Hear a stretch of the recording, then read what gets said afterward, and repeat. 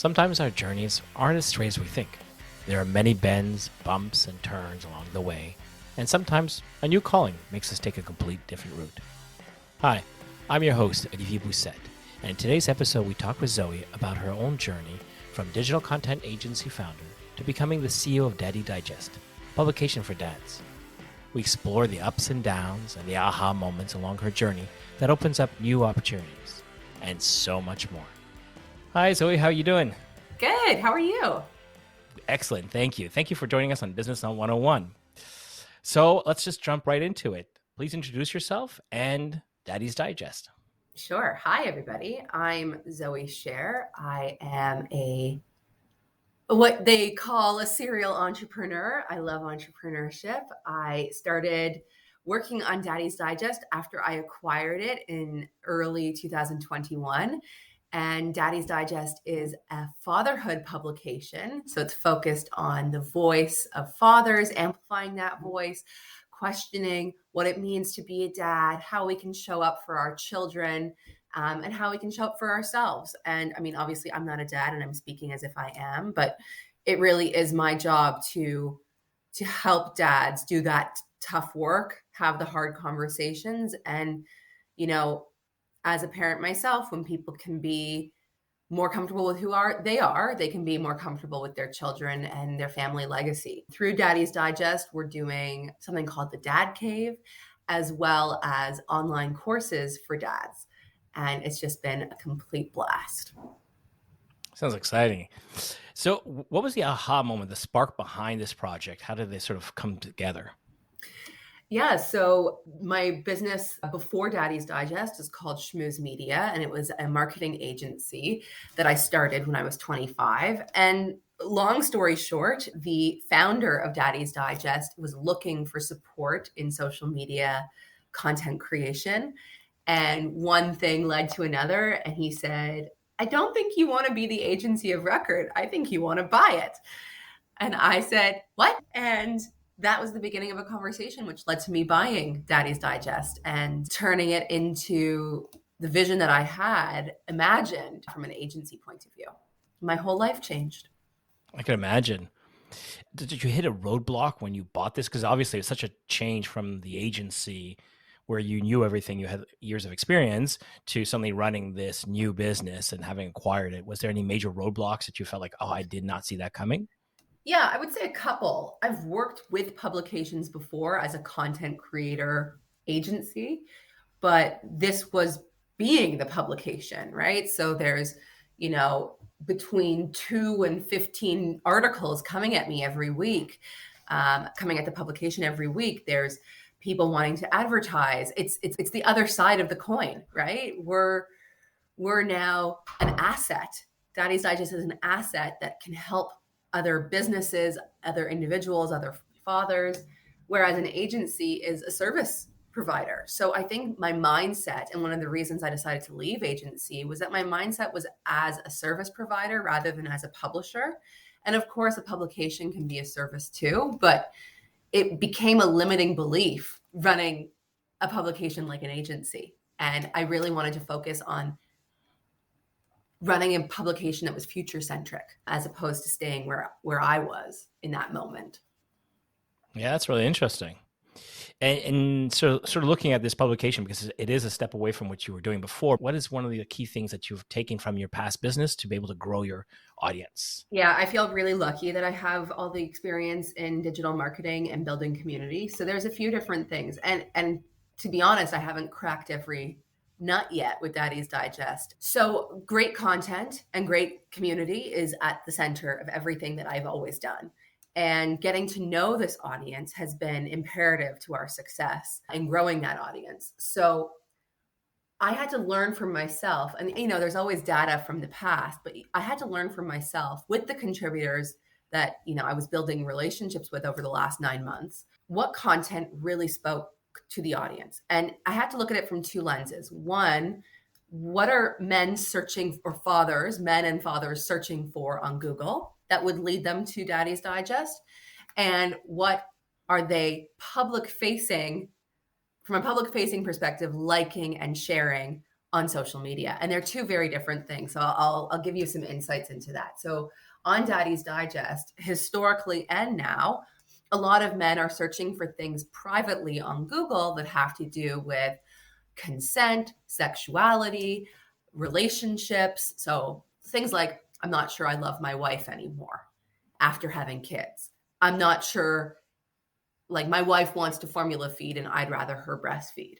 Things that they don't necessarily want to admit to in a public forum, but they're still looking for information and support around. We even had a frequent question being asked about, my wife is upset with me that I care so much about my lawn. And then we had to explore why the front lawn is an area for men to feel this sense of connection, to, this is the first thing someone sees when they see a person's home. So a man getting obsessive with the front lawn and the wife saying, stop mowing the lawn and tending to the grass or whatever it is, your fertilizer, come in and be with the kid. Men using the front lawn as an escape area. It's really opened up some interesting conversation. Whereas on social media, things more like, a story about burnout, a story about someone's sex life. We did an article, I'm a dad and I started an OnlyFans account. Here's what happened, right? So no one's really searching for that necessarily on Google, but when you see it on social media, they're like, huh?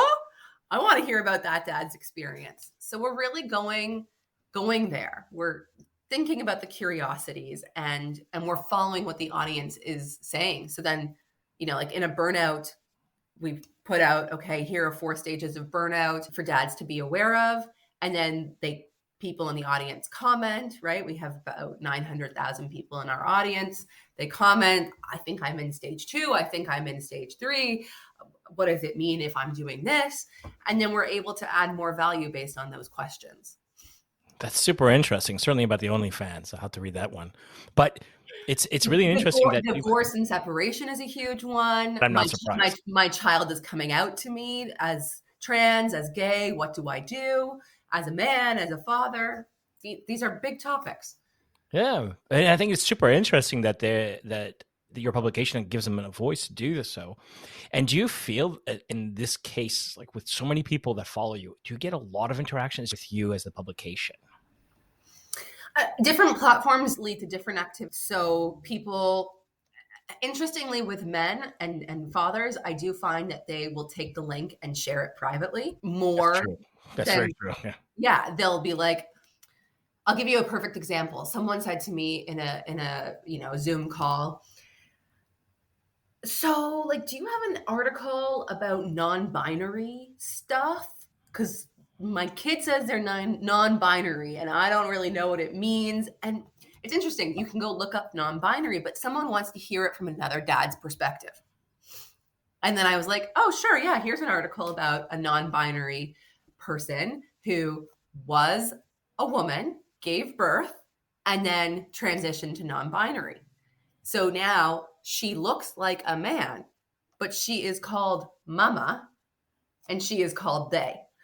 And I sent that to him and then he was like, oh my God, I'm sending it to all my friends. Because they're struggling to know how to talk about these things and they want to have good relationships with their children who pronoun changing and being more open about your sexuality and your fluidity is more natural for the younger generation than it might be for a 45, 50-year-old dad. Yeah, that's interesting. It's super interesting. Yeah. And we can talk about this for 10 hours because there's so much that if you've experienced that this is like news to me. Yeah, I would say that like people will comment to a certain extent on LinkedIn, really as it pertains to mental health and parenting, the Great Resignation, how exhausted we are, workplaces needing to change. Like the burnout and wellness stuff on LinkedIn does quite well and drives conversation. On Instagram, it's a bit funnier, it's a bit memeier. It's my least favorite platform, to be honest. And Facebook is really just like, this is the publication, content is coming out. If we put a couple dollars behind boosting it to our audience, we can, if we're driving for conversation, we can get a lot of people talking. Really depends what the goal of the content is. That's interesting. Yeah, so a lot of it I see on Facebook when it gets more personal. I think Facebook does sort of drive that. It's my least favorite platform is Facebook, but I can see how people really get into it, interact. It sort of has this ability to do that. Whereas LinkedIn is much more professional. I think people tend to But not go too far. that's what's so interesting. Like I find that it's so different for men than it is for women, right? So I personally might like Instagram, but does my husband? Not so much. So it's really interesting trying to study, what is a 34-year-old man, where is he spending his time? Is it TikTok? Is it Instagram? Is it Facebook? Is it LinkedIn? Is it just surfing? And so I try and spend time with each of these people in my community, sort of saying, where are you? Really? Because we might assume, because a lot of mommy bloggers are on Instagram, that's where daddy bloggers would be, but they're not necessarily searching for information and relationships in the same way that women are. Yeah, that does make sense. That does Yeah. make sense. I'm no expert in it. I spend way too much time on TikTok because I surf TikTok. I'm bored, and then I end up losing 3 hours. Yep. So it's like I try to keep it closed as much as I can. But LinkedIn is definitely for this podcast as well. For most of my communication, it's through LinkedIn because it is business driven. But it is true that it tends to be very sporadic on LinkedIn, whereas I've seen my experience on Facebook having a lot more deeper conversations where the conversation doesn't just end.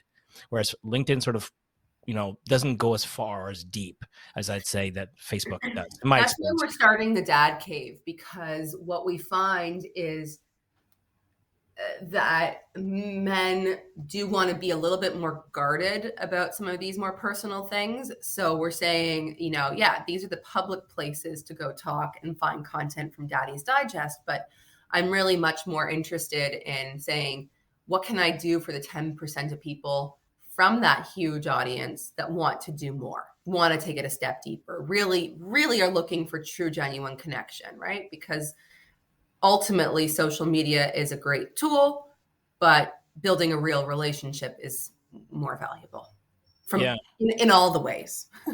Yeah, I can imagine. So do you guys have a communication outlet? Do you have somebody who communicates back to the daddies who join you on Facebook? Is it a continuous communication, or is it more just like social media where you sort of ping back when you see a comment or something that you can reshare? Are you creating a community online where it's a constant communication between you and your No, I members? wouldn't say it's constant communication. It really depends on the article and what the goal of the article was, right? So in a social media calendar, I would be creating a cadence where I'm trying to say this is an article where I'm looking to have conversation with the audience. This is an article where I'm looking for a laughing face emoji, right? So you don't put content out there unless you think it's going to add value. And content usually does better when you have an idea of what value you're trying to create. That's a really good point. And sort of on that note, how do you create new ideas at Daddy Digest? Like, how did you create the Daddy Cave? How does it come along? I think that would go back to your question about things that like were roadblocks. So publications traditionally are like, hey, here, pay for a sponsored article. And, when you post, if I'm an influencer, I'm going to charge you $100 for a Facebook post. I'm going to charge you $500 for a ad. I'm going to charge, right? And that's the way naturally it made the most sense when I did my initial financial spreadsheet. But I hated it. I was like, this isn't new. This is basically agency again. This is a price sheet, and it's not really listening to the audience first. It's saying, what does a brand want to do to take advantage of my audience?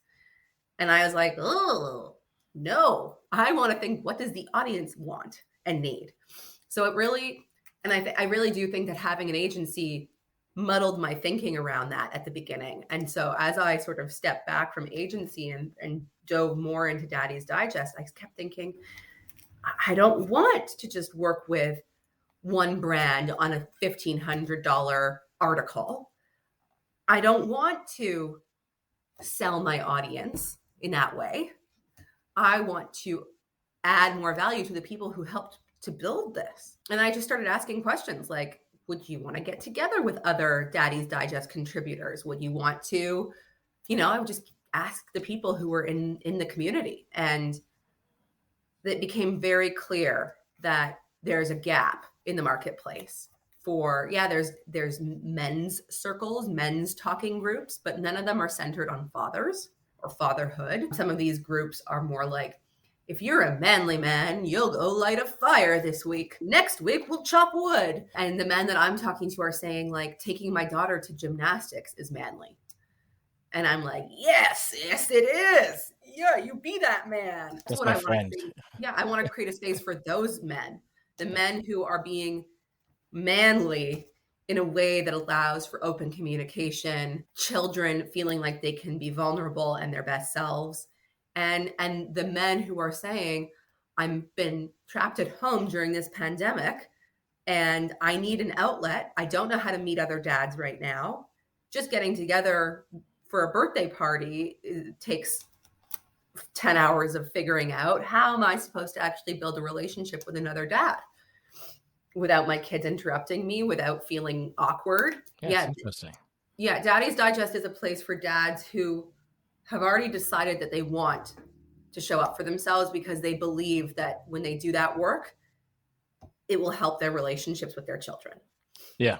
If they're not already there, they can read our articles, they can maybe take one of our courses, but they're not really ready to be part of our community because the people in our community are ready for that.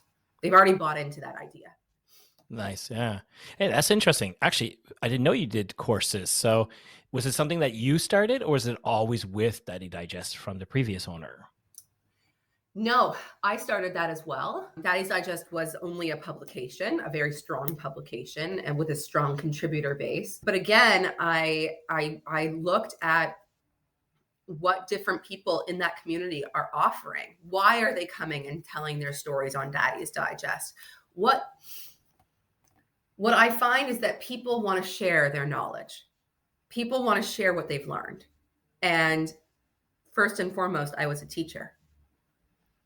And stories and writing is a way to make education accessible, right? And podcasts and videos and all the different types of mainstream media.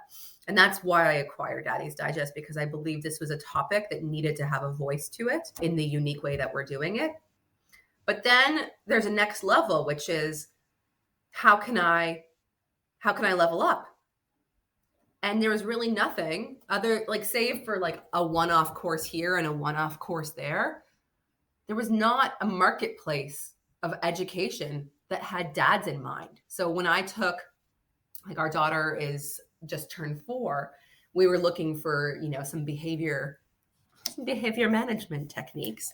And I signed up for a course and I said to my husband, let's watch this together.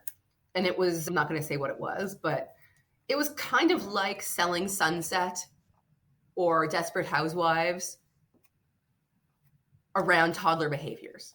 And it was like, oh, hi, girl. You're here because you want to make things better. Don't worry, mama. We got this. And my husband's sitting there being like, what? I don't want to watch this.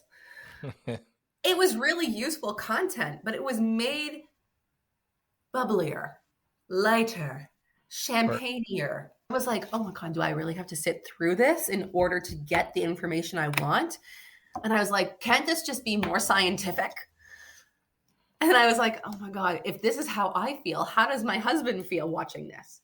How do other dads feel watching these types of courses where it's like dumbing down stuff to make it easy? And I'm like, that's not what a lot of parents are looking for. And I don't think it's what dads are looking for. They don't want to be held like they're sweet little dumplings. They want to be being like, all right, you're having trouble talking to your toddler. Let's break it down. Here's their brain. Here's how it works. Let's find some strategies. Here's a story. Like, get to the point. We got to make the content different so that dads can learn. Brains are different. So how did you come about this? Did you just do a survey? Did you ask your audience? Did you sort of post an article about it and then create the course? Or did you come up and say, you know what, I have a good idea. I'm going to base it on this and test it out? Yeah, the content, the publication is always how I test things. So it was like, I'm going to do a series of articles around this topic and see how they perform and see how people engage with it. The topic is burnout. The first course is about burnout, and the burnout content performed exceptionally well. But my husband and I were in burnout. So we had already been looking separately to, like, the reason this idea came to be was because we were struggling with our burnout and exhaustion. And we sought out help from professionals to help us with our burnout. And then we partnered with them. Okay. And then the next course is about preparing for, it's with a dad doula. So helping dads prepare for giving, like for their partner giving birth or their adoption or their having a baby, however they come about having that baby. How can you help your partner through childbirth if that's the way that you're receiving a child? How can you bond with the baby? And how can you get through that first year in a way that you don't lose yourself completely? So that's going to be the second course. And then we have courses about divorce and separation coming for getting through divorce and separation, dating again for the first time when you have children, addiction, energy healing, like you name it, we're adding it to our marketplace. That's really interesting. And how are you delivering this? Are you using an existing platform, or are you creating it on your current platform, or are you through videos, that you're offering? Yeah, it's all going to be video, audio, and ebook courses. So I right now I intend it to be like lifetime access or a bundle, and you can watch the courses as you want. But from a technical standpoint, we have Daddy's Digest, the publication. Then we have our Mighty Networks, which is our community. And then we have Kartra, which is where we organize the courses with all our course creators. So nice. I'm not making any courses myself. I'm working with creators. We're partnering with different creators. Yeah, you're creating the channel for them to gain access to your people. That's great. That's really interesting. And there's so much coming. It's like, such, like a lot on your plate with this. So it's pretty interesting. I love it. Thank you. Yeah, I feel really good about it. So one of the questions I like to ask people is, like, if you had unlimited sums of money suddenly given to you, invest in your business, what is one thing you would do to right away for your business to grow? Like, that you think, like, if I had X amount of dollars, I could do this. I would get more courses in the marketplace faster. Like there's only so much one person can do in terms of uploading and downloading courses into, organizing, the bundles for all the courses. Yeah. I mean, that would be like, I just want to get more options out for dads faster. And I would be saying, how can I be getting, let's just call the number 10,000. How can I be getting 10,000 dads in to take courses and then giving 10,000 dads access for free because there are scholarship dads or whatever we call them, but dads who might not be able to afford the courses. So giving it back is extremely important to me, and any partner who would invest, not as a hypothetical, as a real thing, would have to be okay with that. That's really interesting. Yeah. And honestly, giving back is super important. We don't think about it. Even courses, sometimes it's just out of the reach of a lot of people. Certainly during this pandemic, I know a lot of people are struggling, and it's kind of shocking. You don't think about it every day. That's great. That's one of the things. I don't necessarily need the courses to be bought by individuals. I would love it if the courses were bought by corporations, so that a corporation can say, we've made this marketplace open to dads. 1,000 dads can take 1,000 courses, and we've made that happen. That's a great goal for sure. And I'm sure there's corporations who would definitely sponsor content and courses. So right. So I have to get the courses up, and I have to get the corporations to do that. The joys. It's great. It's the best. So let me change gears a little bit. Yeah. In your current industry, what excites you the most? What is something you see in your current publications generally, but just in your industry, very niche market publications? What excites you right now? I think what excites me is that I think the sense is more so than ever is if we don't find ways to collaborate and use, and I don't mean this in a brutal way, but use each other's strengths to combat our own weaknesses. That's not seen as, like, everyone wants to get out of burnout. Everyone wants to feel a little bit better. Everyone doesn't want to waste their time. So being honest about what we can and can't do, and like being that straight up with each other in business, that really excites me. So I do really feel like my approach to business is very different than it used to be, especially since the pandemic, just in using my time and people wanting to use their time more effectively and efficiently. And I don't think it has to do with dads or publications. I just see that as like the future of work. People are just being like, this isn't like, let's just get to the point faster because life is short. I like that. As it pertains to dads and publications, I think from what I'm learning is that influencers and publications are kind of like in a bit of a battle, right? Like it's like, okay, a brand, let's just say Toys R Us, could go to an influencer who has built a relationship with 90,000 people, or they could go to a publication which might have a less intimate relationship with 900,000. Publication shouldn't necessarily behave like an influencer. An influencer shouldn't behave like a publication, but the brand is looking for the best results. So are publications as valuable as they used to be? I don't think so, unless they adapt to what's happening with the influencer market. And that's why I really am like kind of off put by traditional media plays, because there's probably a better option than me. Choose to spend your budget on 5 influencers. Yeah, it is. When it comes to that type of like, as a digital marketer, I don't know if I would choose Daddy's Digest. There's a very specific use for Daddy's Digest, and I might choose an influencer over Daddy's Digest. Yeah, that's a and great point. Okay. That's okay. Yeah. Well, that sort of leads into a great question. Is that, moving forward, what's one thing you're going to be able to do with this publication or change it to be able to attract that, to also sort of combat the influencer market, or maybe work along it? Yeah, I don't want to combat it. I want to say, like, you as an influencer, let's work together.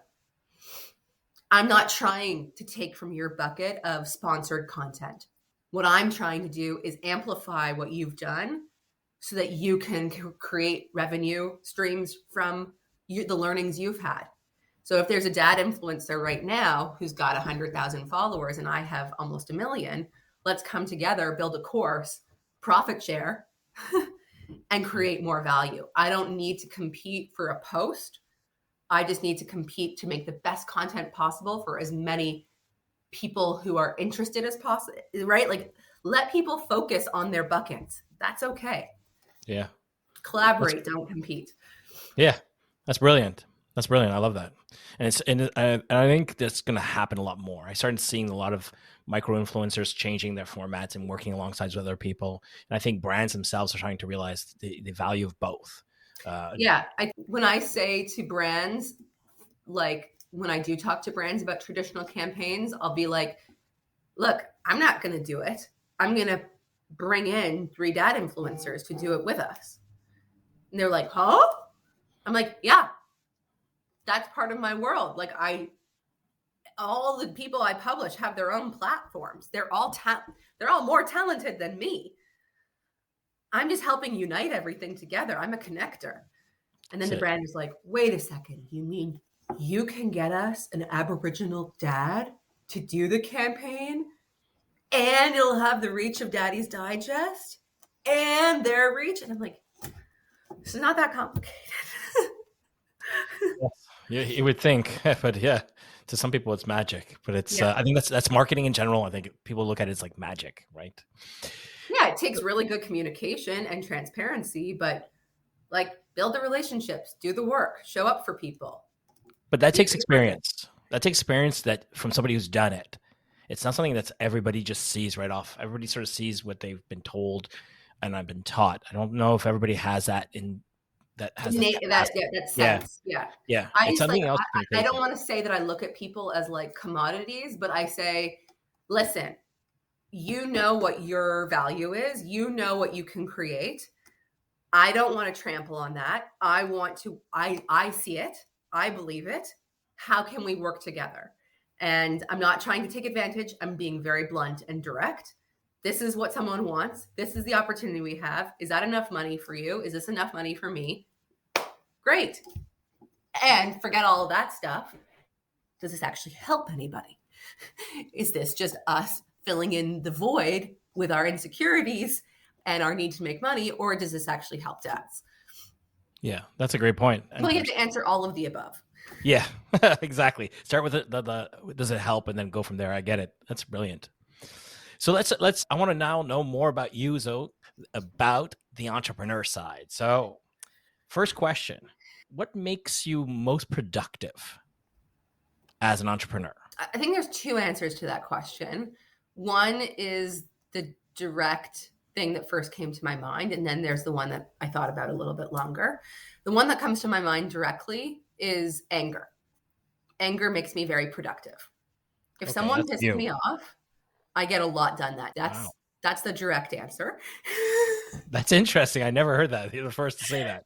The other answer would be like when I've slept well, when I've read a book the day before, like if on the weekend I get an hour to read a book before bed, or even on a weekday, I'm usually better the next day because I need time to escape my life. So that really helps me a lot. That's really interesting. That's really You interesting. want to hear more about the anger one? Yeah, this is the first person who ever mentioned anger is my driving force.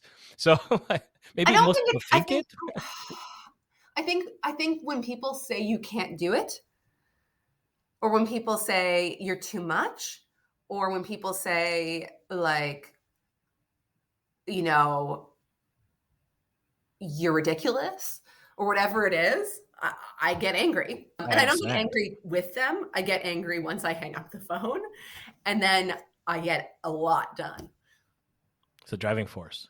Yeah, it is, and I think most people don't realize when they say things they don't mean it in a mean way, but it comes off as negative. Well, whatever their intention was, and for whatever reason, I'm unhealthy in my mind, something is triggered. And I think what I want is, instead of feeling angry, I want to feel productive. So I want to turn that anger, or that feeling of anger, into something useful. And I don't want someone else to control my day. So it's an insecurity, obviously, but it's also an opportunity. And if I can be self-aware enough to recognize I got angry today, and then I turn that anger into something useful as opposed to letting it completely ruin my day, I prefer that. Do I want to get angry at all? No. Does my anger fuel me? Yes. It's a little bit of a love-hate relationship with anger, but I'll be honest. No, that's great. I love it. I love it. So one of the follow-up question, which is ironic, is wellness. How do you create your own wellness? Because obviously I don't know how big your team is, but I guess you're working from home mostly, like a lot of us. So how do you create your wellness space? Or is it, lighting candles, having a glass of wine? What is your go-to for wellness? Reading is my go-to. I really find I was drinking quite a lot during the pandemic just to get through the day with the little ones. I have 2 kids under the age of 4. And that I was just like, no, this is like, mommy o'clock is not cute. And I'm going to stop that. And I was an English major first and a kindergarten teacher first. So the reason I went into that pathway in the first place was because I love to read. And whenever I don't read for a while, that anger bubble starts to come up again, and I start getting like, why is no one's respecting my time? Like that starts to become the narrative. But when I start reading again, it helps me manage that feeling of, I'm not good enough, I'm not appreciated, no one needs me, no one loves me, like, those feelings that lead to then feeling angry. Reading nips that away because I've created space for myself, and I'm out of my world and into somebody else's. That's really interesting. So it actually leads in perfectly for my next question. Oh, what is gosh. one business book? I know. What is one business book that you would highly recommend that really helped you in your life? It could be business related or personal goal book, but something that really sort of sparked your interest in entrepreneurship, and you feel like everybody who starts their business should read this book. That's a really tough question. You asked me like different questions in that question. The first business book I really remember reading was a book by a guy named Dave Kirpin, and it's called Likeable Media. And he's got an agency, and it's called Likeable. And it was all about content that's likable. That was the first social media book. I had never taken a social media marketing class. That was the first social media marketing book I ever read and basically based my agency off of. So that was the first book I can think of.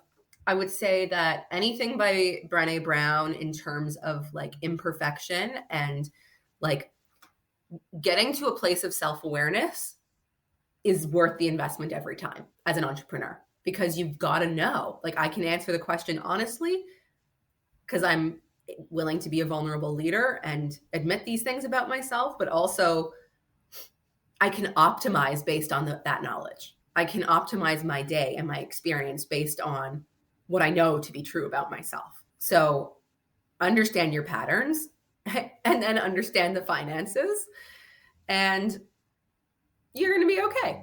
Excellent. I love that. That's really good. All right. So to wrap it up, my last question to you today is, how can people reach out and connect with you? What's the best way they can do so? The best place for me is LinkedIn, and I'm going to tell you why. 2 reasons. 1, emails get very busy, and text messages, I never respond because I can't mark them as unread easily. Okay? This is basic Zoe. I can mark an email as unread, but it will take a while to get down to it. And I'm going to feel like I should do it on the computer, like properly at my desk. LinkedIn, I can check it wherever. It's the one platform I don't ban myself from because I sort of can get unhealthy on Instagram and TikTok and just like disappear for 5 hours and then I don't read, which is bad. And I can make voice notes on LinkedIn. So someone can send me like a whole long blurb and then I can be like, okay, talk to you later. I can get things done in 2 minutes between bedtime routine, between, trashy TV episodes. That's my personal favorite. So Zoe Share on LinkedIn tend to be pretty responsive. Excellent. Well, I want to thank you so much for taking the time with us today. It was wonderful to talk to you again. Likewise. Thank you for having me.